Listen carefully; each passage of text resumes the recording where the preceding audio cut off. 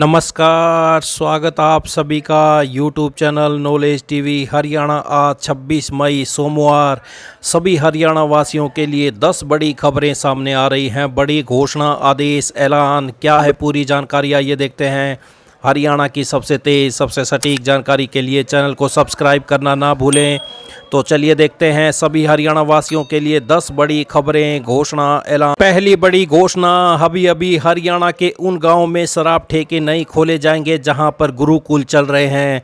आबकारी विभाग की नई एक्साइज पॉलिसी में इसका प्रावधान किया गया है। प्रदेश के ग्रामीण एरिया के 2 किलोमीटर में केवल एक शराब ठेका ही खोला जाएगा। इस दूरी में कोई दूसरी सब ब्रांच भी नहीं खोली जा सकती, उसके लिए भी इससे अधिक दूरी होनी चाहिए। वहीं शराब ठेका गाँव की बाहरी फिरनी से 100 मीटर की दूरी पर होगा। फिर भी अगर कोई घर नज़दीकी आता है तो उसके मुखिया से एनओसी लेनी होगी। तो हरियाणा में यहाँ नहीं खुल सकते शराब ठेके। नेशनल हाईवे और स्टेट हाईवे से जो जगह नज़र आए, नेशनल हाईवे और स्टेट हाईवे से जहाँ का सीधा रास्ता हो, नेशनल हाईवे और स्टेट हाईवे के बाहर 500 मीटर की दूरी पर। 500 से कम आबादी वाले गांव में शराब ठेका नहीं खुलेगा। 500 से 5000 की आबादी तक एक ठेका खोला जा सकता है। अगर आबादी 5000 से अधिक होगा तो दूसरा ठेका भी उस गांव में खुल सकता है। 500 से 1000 आबादी के लिए लाइसेंस फीस 3 लाख रुपए, 1000 से 10,000 तक 5 लाख तथा 10,000 एक से अधिक के लिए 7 लाख रुपए लाइसेंस फीस देनी होगी। शराबबंदी के लिए नियम, विभाग के नियमों के अनुसार जिस भी गांव में बीते 2 साल में एक बार भी अवैध शराब की बिक्री का मामला पकड़ा गया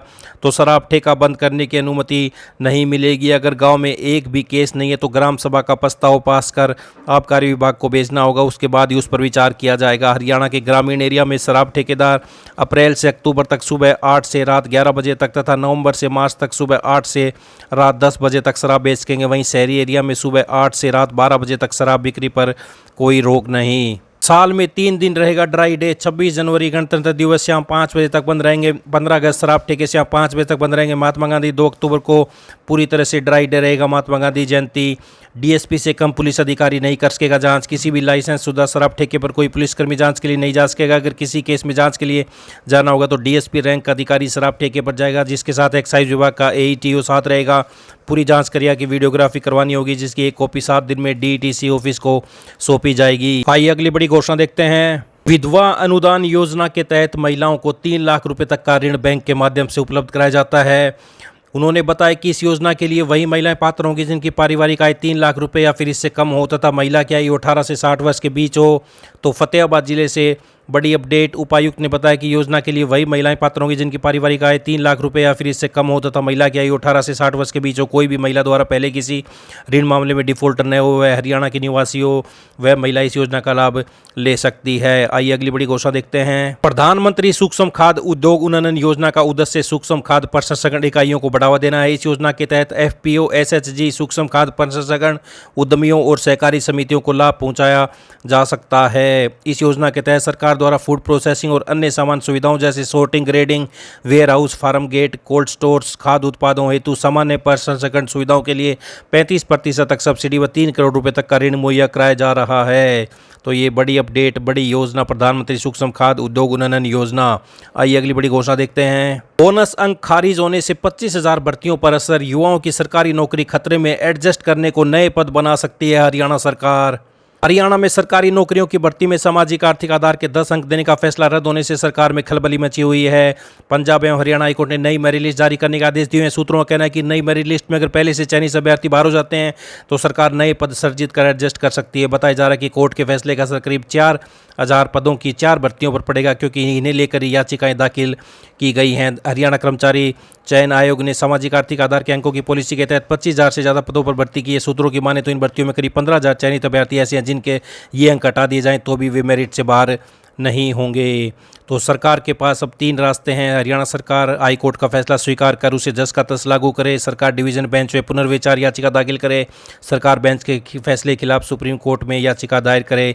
युवाओं के पास 2 विकल्प हैं। जो युवा नई मेरिट सूची से बाहर हो जाएंगे वे सुप्रीम कोर्ट में याचिका दाखिल कर सकते हैं, डिवीजन बेंच में पुनर्विचार याचिका दायर कर सकते हैं। शायद प्रभावित युवाओं को यहाँ से राहत मिले। तो पंजाब एवं हरियाणा हाईकोर्ट के फैसले के बाद पॉलिसी को लेकर युवाओं में नाराजगी बढ़ सकती है।